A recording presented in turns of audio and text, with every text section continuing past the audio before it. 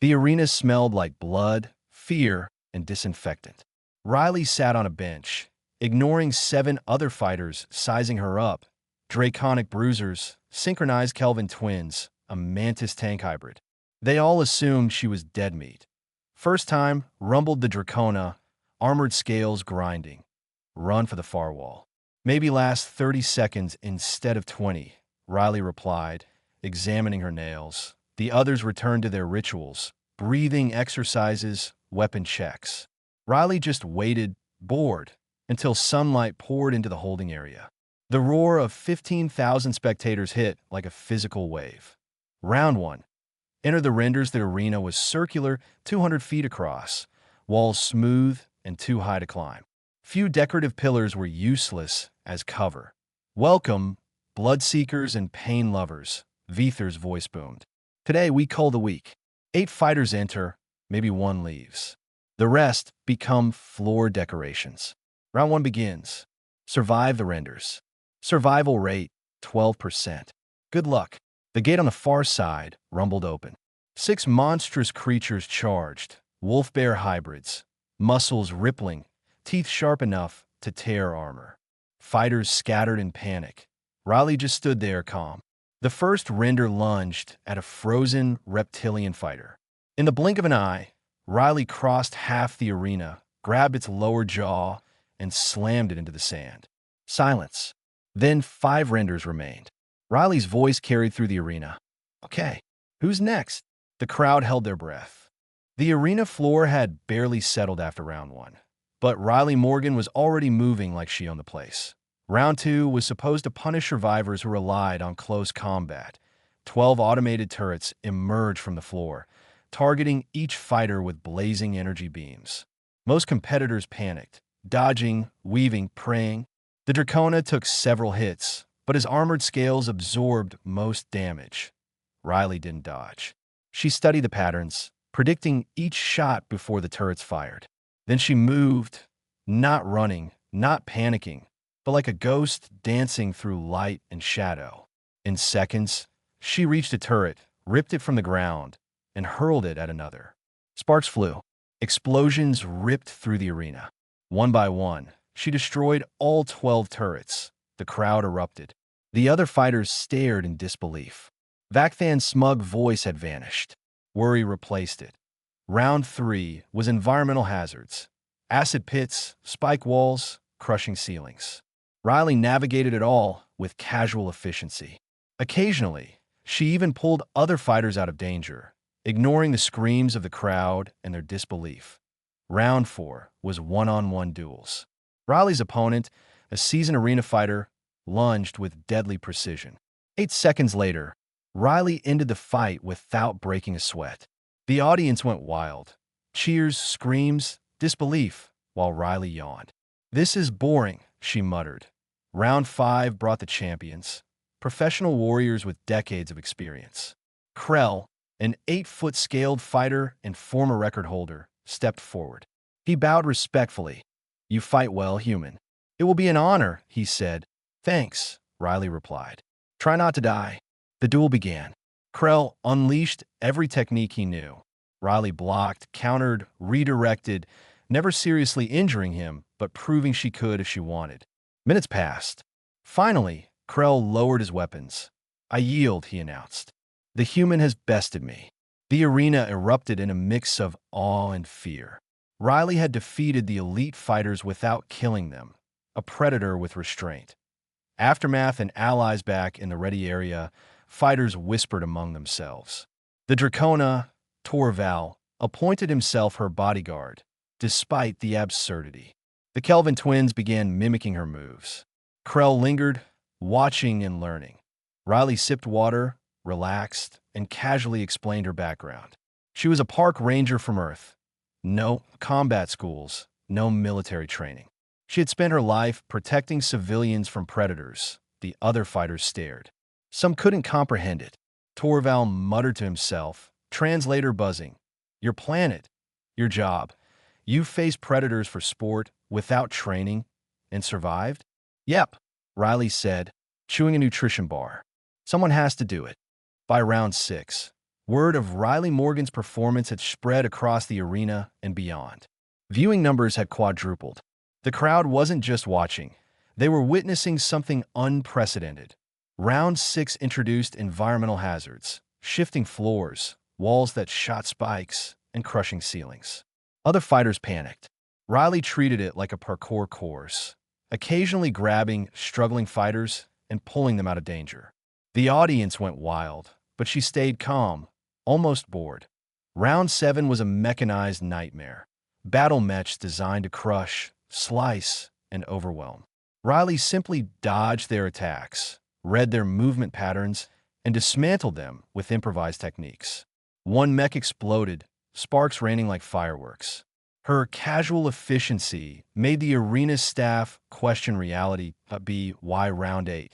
The Dracona Torval had begun following her every move, learning and respecting her skills. The Kelvin twins mimicked her fighting style with terrifying accuracy. Even Krell, the former champion, had stayed nearby, fascinated. Round 9 pushed the fighters to mental limits. Illusionary environments, false floor traps, and psychic projections designed to terrify and confuse. Most competitors collapsed under fear. Riley, however, walked through it, calmly identifying illusions and guiding others around danger. Her reputation as unstoppable grew, both feared and admired. Round 10 combined combat, strategy, and endurance. Multiple opponents, unpredictable hazards, and limited resources. Riley moved like a conductor orchestrating chaos. She struck with precision, defended effortlessly, and even saved struggling fighters along the way. The arena had become less of a death pit and more like a performance stage. From the observation booths, Vacthan and his assistants were in disbelief. "How was she doing this?" muttered one xenobiologist. "She isn't enhanced. She isn't genetically modified. She's just human." The crowd's reaction had shifted. Awe, respect, and even reverence. Aliens from dozens of worlds watched the human who treated the deadliest combat trials like a casual workout. By round 11, the arena was no longer just about combat. It was a test of adaptation. The floor had been transformed into 6 deadly zones, each designed to kill. Acid swamps, volcanic heat, sub-zero tundra, toxic air, zero-gravity sections, and variable gravity areas. The other fighters panicked at the extremes. Riley, however, simply assessed each zone like a field guide. Volcanic zone. Heat above 200 degrees, molten cracks in the sand. Riley paused, wiped her brow, and muttered, "Ah, like Arizona in August." Then she walked through it. Acid swamp. She studied the raised stones, leapt perfectly, and crossed without a single drop of acid touching her at zero gravity. Used walls and momentum to glide effortlessly, landing like an Olympic gymnast. Sub-zero tundra. Slight shiver, but faster than the species adapted to the cold. Variable gravity. When it spiked to 5 times normal, her knees adjusted naturally. When it dropped to 0, she bounced off walls to the victory platform.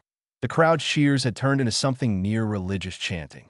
Vacthan slumped, realizing this human was rewriting the rules of survival. Round 12. A trap-filled maze, designed to stop even the most cunning competitors.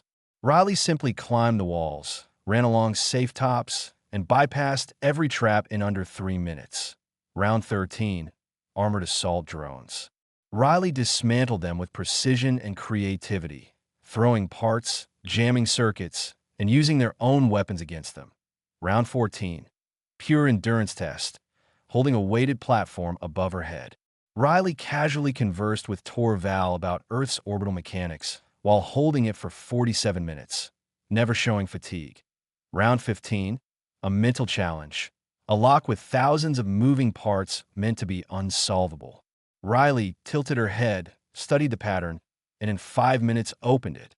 Scholars observing fainted. One screamed in incomprehensible languages.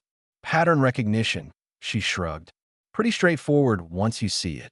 By round 16, standard challenges were exhausted. The arena master, Vacthan, introduced a battle royale against creatures imported from the deadliest worlds. Most fighters panicked, but Riley approached it differently. She befriended 3 of the creatures, turning them into allies, and together they overcame the others. The crowd was stunned. The human was bending the rules of survival. Round 17 tested willpower and mind, psionic attacks designed to shatter mental defenses. Riley, hardened by life on Earth's death world, withstood everything. The psionics, frustrated, eventually stopped and asked to study her brain patterns. Round 18 was the ultimate challenge, the Devourer of Stars. 15 feet of pure shadow and teeth, partially existing outside normal space. No one had ever survived it. Riley faced the Devourer with calm curiosity. Its attacks bent reality. Her dodges were precise, reading patterns imperceptible to anyone else. After 8 minutes, she found the rhythm, struck the Devourer in its weak phase, and sent it crashing into the arena wall. For the first time, the Devourer acknowledged her. Bowing in respect before retreating, the arena erupted. Riley had surpassed all expectations, becoming the first fighter in history to best the Devourer. Round 19. Vakthan, now both excited and terrified, brought in every past champion. Riley faced them simultaneously. Using strategy, alliances, and raw skill, she triumphed over them all without serious injury. Round 20. The finale. The arena asked Riley what she wanted. She chose her ultimate challenge, creating a test limited only by imagination. The galaxy watched as the human from Earth, a mere park ranger by trade, walked into a challenge no one else could have survived. Bets and financial networks crashed. Species across 17 systems were glued to broadcasts. Riley faced impossible odds with calm, casual precision, turning potential death into a demonstration of intelligence and adaptability. When the dust settled, Riley Morgan stood victorious. Every fighter, observer, and alien broadcaster was in awe. Vakthan laughed, not cruelly but with genuine wonder at the human who had rewritten the rules of the arena. Allies like Torval, Krell, and the Kelvin twins now looked to her with awe and respect, forming bonds that would outlast the trials. Riley, slightly winded, smiled. She had not only survived, but transcended the arena. Her casual demeanor, tactical genius, and survival instinct had turned her into legend. The galaxy now understood.